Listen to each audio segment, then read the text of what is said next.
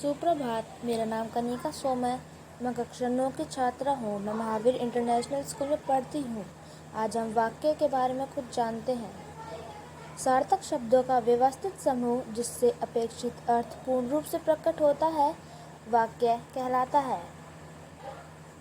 जैसे मेरा पिताजी आज गुड़गांव गए। श्री कृष्ण को माता यशोदा ने पाला था। वाक्य के दो अंग होते हैं। वाक्य के अंग उद्देश्य, दूसरा विधेय। चलिए जानते हैं उद्देश्य क्या होता है।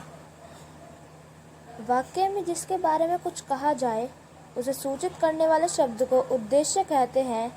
वाक्य में कर्ता उद्देश्य होता है। जैसे माताजी खाना बना रही हैं, जिसमें हम उद्देश्य कहेंगे माताजी, क्योंकि वही कर्ता है। दूसरा है विधेय। वाक्य में उद्देश्य या कर्ता के बारे में जो कुछ कहा जाता है उसे विधेय कहते हैं। जैसे मैं बाजार जा रहा हूँ। बाजार जा रहा हूँ होगा विधेय, क्योंकि कर्ता द्वारा यह काम किया जा रहा है।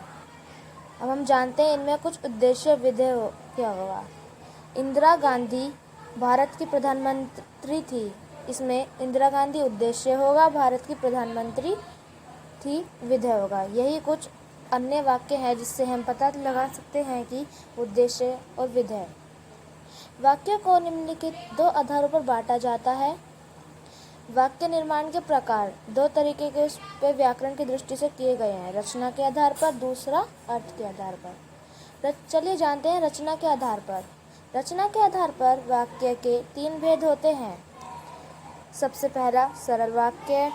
जिस वाक्य में एक उद्देश्य और एक विधेय होता है उसे सरल वाक्य कहते हैं।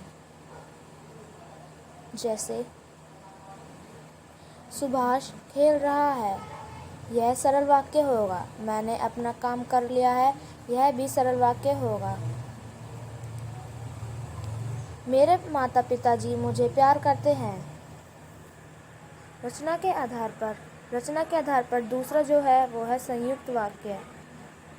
जिस वाक्य में दो या दो से अधिक वाक्यांशों को जोड़ने के लिए समुच्चय बोधक शब्द का प्रयोग किया जाए उसे संयुक्त वाक्य कहते हैं। वाक्यांशों को जोड़ने के लिए और, लेकिन, किंतु, परंतु अथवा जैसे योजक शब्दों का प्रयोग होता है।